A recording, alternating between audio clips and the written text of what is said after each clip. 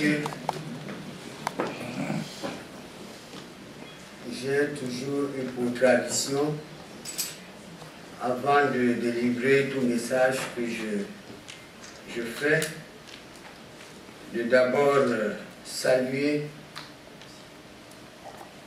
les membres de ma communauté, de la diaspora camerounaise de France. Cette diaspora pour laquelle, je l'ai toujours dit, est très engagée en tout ce qui concerne le devenir de notre pays. Cette diaspora qui répond toujours pleinement de manière tout à fait exceptionnelle à toutes les invitations que nous lui adressons pour venir partager avec nous un certain nombre d'événements qui touchent à la vie de leur pays. Je voudrais encore saisir cette occasion pour saluer chaleureusement cette diaspora pour la manière spontanée avec laquelle, en si peu de temps, elle a pu répondre massivement, comme cela est observé dans la salle, à cette heureuse invitation. Mesdames et messieurs, je ne le dirai jamais assez, depuis quelques années que je suis parmi vous, nous avons travaillé ensemble pour les grands dossiers de la République. L'un de ces dossiers que je rappelle toujours, et qui est un dossier qu'on ne peut pas ne pas rappeler, c'est la visite éclatante que notre chef d'État a effectuée ici en juillet 2009 et à laquelle vous lui avez réservé un accueil chaleureux. Monsieur le Président de la République, Son Excellence Paul Biya, s'était adressé à vous pour vous faire comprendre que dans son propos, ce n'était pas que des mots, comme on a l'habitude de dire que les gens sont parfois fatigués des discours, mais il avait apporté des propositions et des projets concrets qu'il a partagés avec vous. Parmi ces initiatives qu'il avait avancées, déclinées, il avait d'abord tenu à saluer le caractère industriel de notre diaspora en France. Et comme il a été rappelé tout à l'heure, le Président de la République avait fortement lancé un appel à vous tous, à la diaspora que vous êtes, pour que vous vous investissiez pleinement dans le devenir du Cameroun. Je voudrais donc m'inscrire dans cette logique pour vous dire que cet événement d'aujourd'hui n'est que la traduction concrète de ce que le président avait annoncé en disant que la diaspora sera désormais consultée régulièrement pour apporter ses contributions pour le développement du Cameroun. Depuis lors, le président de la République, il est parti, il a fait organiser les élections présidentielles que vous avez suivies, auxquelles beaucoup d'entre vous avez participé. Ceci pour dire qu'il ne s'agit pas seulement que de projets, mais il faut que sur le plan politique, la diaspora que vous constituez soit également impliquée sur les évolutions politiques du pays.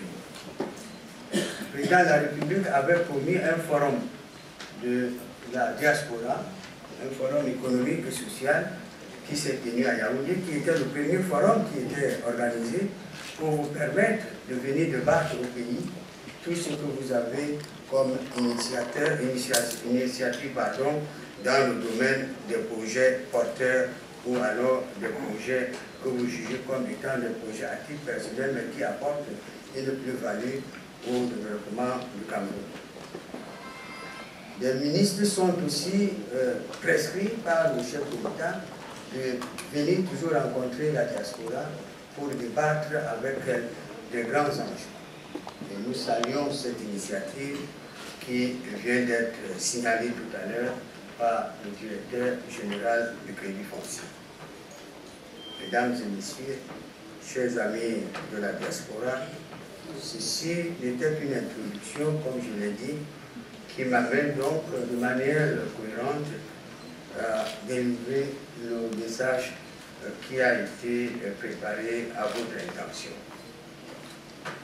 Messieurs les délégués du gouvernement auprès des communautés urbaines de Yaoundé, de Douala, de Bamenda, de Bolova, messieurs les directeurs généraux du Crédit foncier, de la Société immobilière du Cameroun et de la Générale Immobilière Solutions, distingués promoteurs immobiliers, mesdames et messieurs les membres de la diaspora, chers invités, chers amis français et d'autres pays qui se trouveraient dans la salle, mesdames et messieurs. Monsieur le ministre de l'Habitat et du Développement urbain, qui devait être accompagné de sa collègue des domaines du cadastre et des affaires foncières, avait bien voulu présider personnellement ce premier forum immobilier camerounais dont il est le parrain. Comme il a été souligné il y a quelques instants par l'orateur précédent, il se trouve que notre pays a connu il y a quelques jours des inondations qui ont entraîné beaucoup de dégâts et qui ont nécessité que le chef de l'État puisse demander à ses ministres de se déplacer sur le terrain pour évaluer les dégâts causés par ces inondations afin de pouvoir venir en aide aux personnes sinistrées. C'est pourquoi Monsieur le ministre et Madame le ministre n'ont pas pu se déplacer et m'ont chargé donc en leur nom de pouvoir m'entretenir avec vous. Les deux membres du gouvernement m'ont ainsi chargé de vous présenter les excuses et de partager avec vous la vision du gouvernement en matière de modernisation du paysage foncier et immobilier du Cameroun, notamment la politique gouvernementale en matière de l'accès à un logement décent. Point donc besoin de dire que cette opération de cet après-midi ne va pas dans le sens, de toute la politique gouvernementale qui a été mise en chantier par le président de la République dans tous les secteurs du développement de notre pays.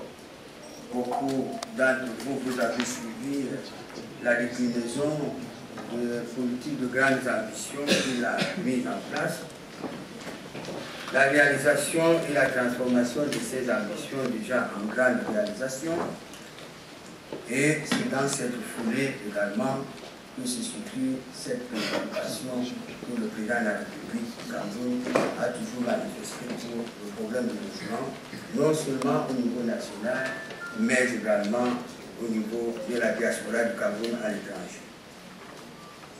Mesdames et messieurs, la présente rencontre poursuit trois objectifs majeurs. D'abord, elle a pour but de fournir des informations actualisées sur la politique gouvernementale en matière de logement. Ensuite, elle entend permettre à la diaspora de se familiariser aux promoteurs immobiliers installés au Cameroun.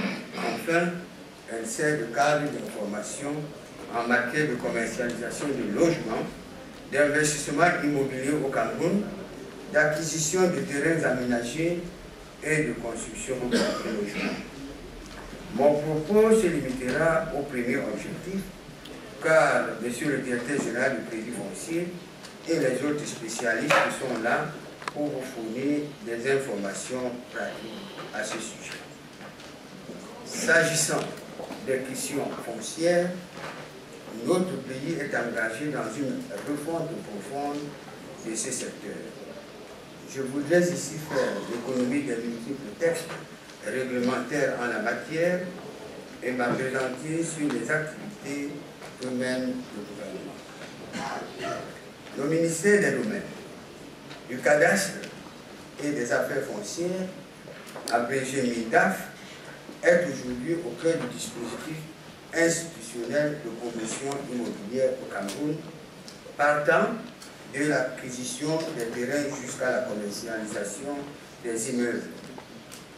L'acquisition d'un terrain pour un projet immobilier au Cameroun peut se faire soit par démembrement d'un immeuble immatriculé, soit par attribution en concession par l'État d'un terrain non immatriculé et susceptible d'appropriation privée.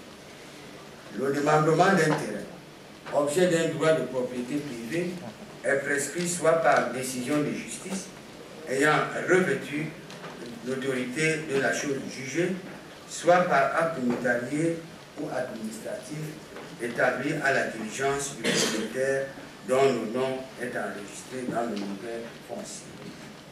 En effet, pour des terrains situés en zone urbaine, la délivrance d'une autorisation de commercialisation par l'autorité compétente peut être requise avant l'accomplissement des formalités visant le démembrement d'une propriété privée. Sur les terres non immatriculées et susceptibles d'appropriation privée, qu'elles soient libres ou occupées, l'attribution des terrains pour un projet immobilier s'accomplit au terme de l'attribution en concession provisoire de ce terrain. Cette attribution consiste en l'octroi en jouissance au profit du bénéficiaire, assortie d'une perspective de bail pour les étrangers et l'attribution en propriété définitive pour les nationaux, à condition de réaliser le projet objet de la concession dans le strict respect des stipulations du cahier des charges. Les terrains ainsi acquis par le promoteur sont destinés soit à la production des parcelles cessibles, soit à la construction ou la rénovation des logements en vue de la vente, en vue de la location-vente ou en vue de la location simple. Pour l'acquisition des biens immobiliers au Cameroun, qu'ils soient acquis ou en propriété ou en copropriété, l'accomplissement des diligences visant la désignation cadastrale de l'immeuble objet de la transaction est d'abord un préalable. Ce n'est que par la suite que l'acte administratif judiciaire ou notarié consacrant selon le cas le transfert du droit de propriété ou de jouissance à l'acquéreur est transmis d'une part à la conservation cadastrale pour mise au jour des documents cadastraux et d'autre part à la conservation foncière pour inscription du droit réel transféré, conservation des actes et plans et afférents et communication au public, au cas échéant des renseignements contenus dans les archives. Cette double formalité de publicité des actes constitutifs ou des actes modificatifs ou translatifs des droits réels vise à assurer au titulaire la garantie des droits réels qu'il possède sur les immeubles immatriculés. Elle permet, en outre, au titulaire des droits réels immatriculés de disposer d'un acte authentique, réputé inattaquable, intangible et définitif et portant certification officielle de la propriété immobilière. Cet acte authentique est communément appelé, comme vous le savez tous, le titre foncier. Toutefois, la performance du marché immobilier camerounais en ce qui concerne le transfert de propriété est un domaine qui présente quelques lacunes. Je pourrais citer, entre autres lacunes, la complexité, or et la lourdeur des procédures d'accès à la propriété foncière. Deuxième difficulté, l'inexistence d'un système d'information cadastrale fiable. Et troisième lacune, non des moindres, l'insuffisance qualitative et quantitative des ressources humaines et matérielles affectées aux administrations intervenant dans le secteur. Pour y remédier toutefois, le gouvernement de la République a engagé dans le secteur du manial, foncier et cadastral 3 principaux programmes. Je décline ci-après ces 3 programmes. Le premier d'entre eux, c'est le programme de modernisation du cadastre, le programme également de modernisation des domaines et celui des affaires foncières avec l'élaboration d'un cadastre national assorti de plans cadastraux communaux. Deuxième principal point qu'il faut également décliner, c'est le programme de constitution des réserves foncières. Pour ceux qui connaissent très bien les méandres de ce domaine, ce programme de constitution des réserves, à la faveur duquel seront d'une part réalisés l'accroissement substantiel de l'offre en terrains domaniaux dédiés spécifiquement à la promotion de l'habitat social et d'autre part à la grande réforme foncière prescrite par le chef de l'État pour faciliter l'accès à la terre aux promoteurs de projets porteurs de croissance et d'emploi. Le troisième point, c'est le programme gouvernemental triennal de construction de 10 000 logements sociaux et d'aménagement de 50 000 parcelles dans l'ensemble du territoire national. Ce programme, mesdames et messieurs, marque la reprise des investissements de l'État dans le domaine de l'habitat après les années de crise que nous avons connues. Il s'agit donc pour l'État du Cameroun de la construction de 10 000 logements sociaux de type T4 et T5 dans les 2 grandes métropoles du Cameroun, notamment Yaoundé et Douala, et puis dans les chefs-lieux des régions, dans 6 chefs-lieux de département et dans les villes industrielles et les villes universitaires qui sont en création, comme vous le savez, compte tenu du nombre de plus en plus ouvert et de création des universités et des institutions universitaires dans notre pays. Le dit programme qui n'a commencé que dans les 2 grandes métropoles est exécuté par les PME nationales auxquelles vont se joindre bientôt des multinationales. D'un montant global de 33 milliards de francs CFA, avec 5 milliards représentant la contrepartie camerounaise, ce programme vise la construction de 1500 logements dans 6 grandes villes camerounaises. Douala aura 650 logements, Yaoundé 650, Bamenda 50, Bafoussam 50, Nimbe 50 et Saménima 50. Pour l'heure, l'entreprise en charge a pris possession du site de Lembe et les travaux d'aménagement de sa base viennent de s'achever. L'aménagement des plateformes est assez avancé. Les constructions vont démarrer incessamment. Beaucoup d'autres projets sont en vue en partenariat avec le secteur privé national et étranger. C'est dans cette mouvance, mesdames et messieurs, qu'une trentaine de mémorandums et understanding MOU ont été signés entre le MINDU et des investisseurs nationaux et étrangers. Ces investisseurs, j'ai le plaisir de vous le dire, interviennent dans 3 cas de figure. Le premier cas de figure, c'est ceux qui viennent avec leurs fonds propres et consentent ainsi un prêt au gouvernement camerounais.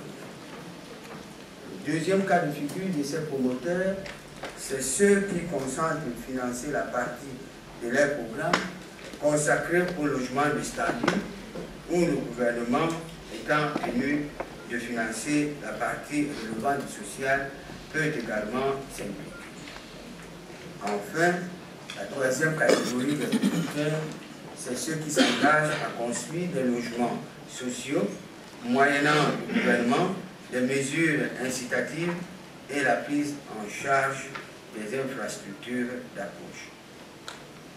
Il est attendu de ces investisseurs la construction d'environ 400 000 logements à l'horizon 2025 pour un coût de revient de 2 milliards de francs CFA. commercialisation de ces logements, qui est imminente, intéresse tous les Camerounais, y compris ceux de la diaspora. C'est pourquoi cet exercice auquel nous avons tous consenti cet après-midi doit vous permettre de pouvoir approfondir tous les mécanismes nécessaires visant à vous permettre d'obtenir les modalités d'achat ou d'acquisition de terrain. Et encore, évidemment, de logement. La nouvelle politique de l'habitat, donc, accorde une place de choix à la promotion immobilière privée, ce qui rentre dans le cadre de la libéralisation économique engagée par notre pays et évidemment dans d'autres secteurs. À cet égard, de nombreux projets ont été initiés par quelques opérateurs immobiliers privés de la place, à savoir Authentic Developers Corporation, ADC, la Société d'aménagement de Douala, SAD, la Société de promotion immobilière nationale, SOPRIM, la Mutuelle pour la promotion foncière, MEPROF, etc. Certains de ces promoteurs ont signé des conventions avec l'État d'un montant d'un peu plus d'1 milliard de francs CFA. Dans le cadre de ces conventions, l'État apportera un appui dans la réalisation de voiries et réseaux divers en matière d'eau, d'électricité, de téléphone, d'Internet et d'autres activités qui pourraient être liées à ces secteurs. L'État accordera également, comme il s'y est engagé, des facilités fiscales pour les différents promoteurs en relation avec les services concernés et la réglementation à la matière. En contrepartie, les promoteurs baisseront les prix de vente de leurs produits proportionnellement à l'appui reçu du gouvernement. En plus de toutes ces initiatives, il est prévu d'encourager et de vulgariser tout d'abord l'implantation des cimenteries et de faciliter l'octroi d'agréments aux exploitants de carrière. Il est prévu la professionnalisation et l'industrialisation des filières informelles de production de certains matériaux, sable, gravier, agneaux de ciment, etc. Il est prévu également la production et la vulgarisation de l'utilisation des matériels locaux, notamment le matériau en terre, dans les programmes et projets immobiliers sociaux et dans la construction des bâtiments publics. L'utilisation des ressources d'énergie renouvelables, énergie solaire, énergie éolienne, recyclage des eaux usées et des déchets solides, etc., dans les projets de logements sociaux et de bâtiments publics. Dans cette optique, des campagnes de sensibilisation et de formation devraient être organisées en faveur des petits artisans, des petits ouvriers fournisseurs de matériaux, gravier, sable, bois, etc., et du secteur de la construction, y compris les PME. Par ailleurs, les programmes de logement, tout en s'inscrivant dans la logique de la mixité sociale, devraient comporter des quotas en faveur des couches vulnérables de la population.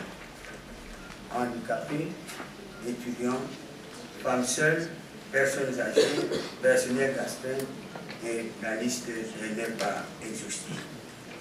Les différents axes de réflexion mentionnés doivent être consolidés dans un document de stratégie du secteur de l'habitat qui s'appesantira surtout sur l'habitat social après épuration des éléments conceptuels et sémantiques dont l'urgence de la mise en place n'est plus à démontrer.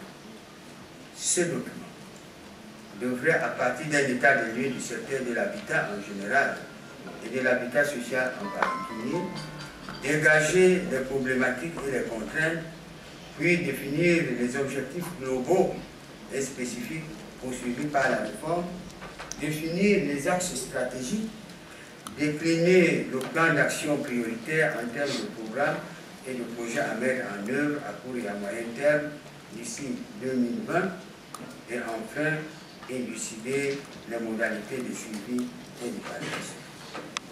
En définitive, les enseignements acquis amènent à considérer 3 grandes périodes dans la politique du logement et de l'habitat social au Cameroun.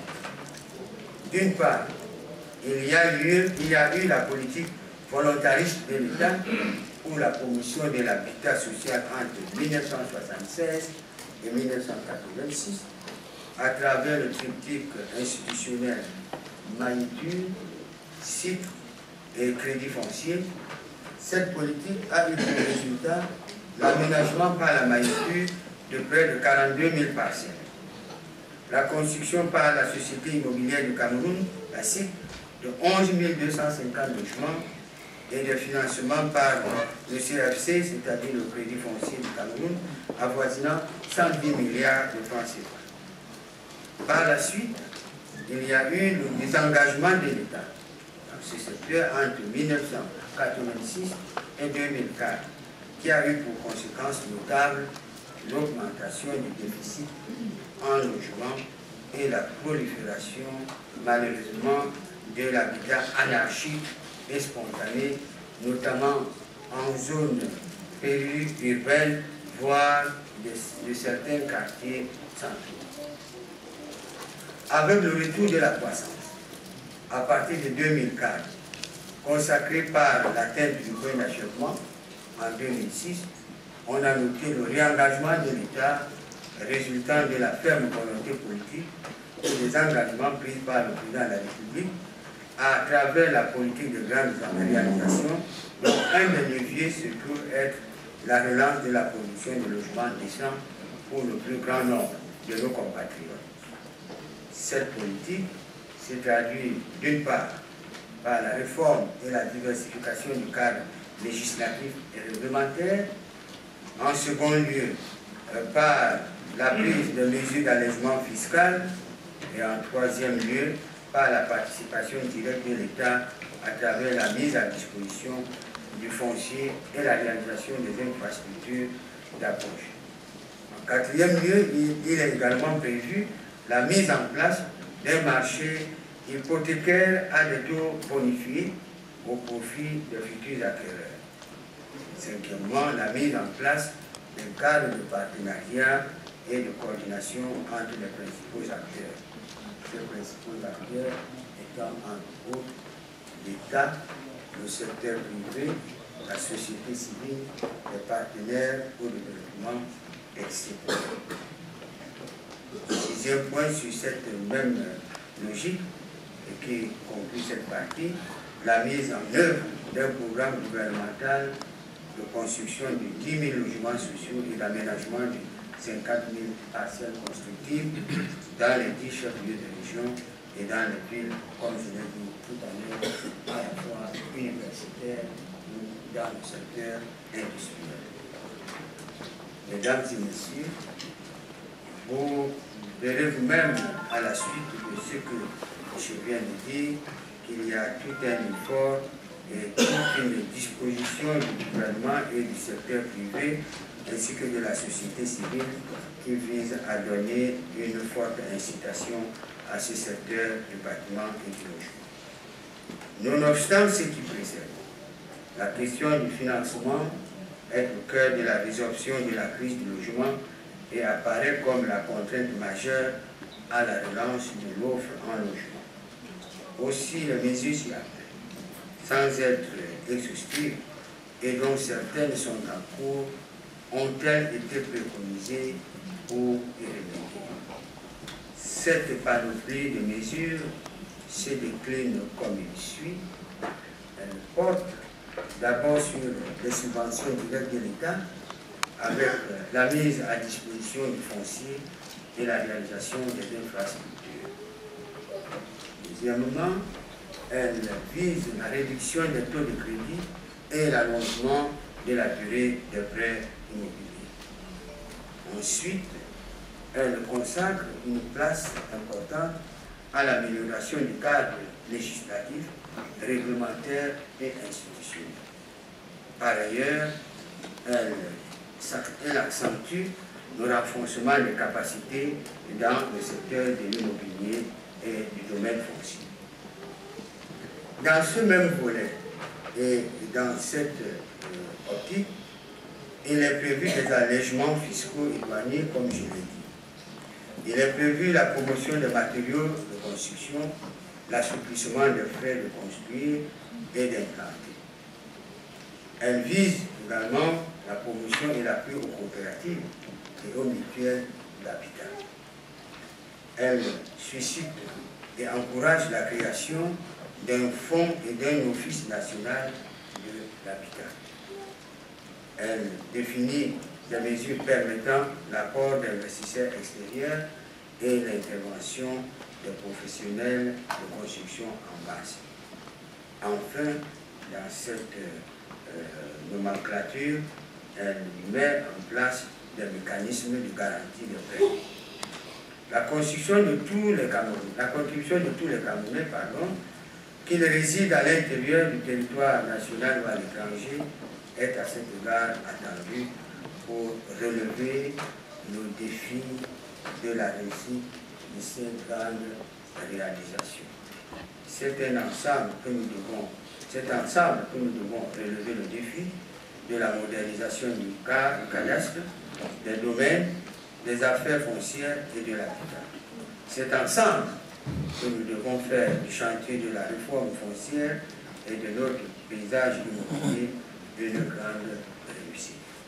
C'est ensemble, c'est l'appel que je lance au nom de messieurs les ministres, c'est ensemble que nous devons impulser une nouvelle dynamique au programme triennal de construction de 10 000 logements sociaux et d'aménagement de 50 000 parcelles. La diaspora camerounaise, je l'ai dit tout à l'heure, je m'honore toujours de ma diaspora qui n'a cessé de travailler avec moi en synergie.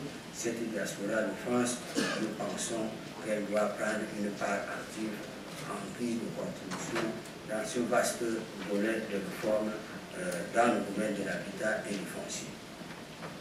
Pour terminer, mesdames et messieurs, je voudrais vous dire merci à vous tous, ici présents, en vos qualités et grades confondus, pour avoir accepté de sacrifier à vos agendas afin de ne pas assez premier salon qui inaugure une longue lignée d'autres événements similaires.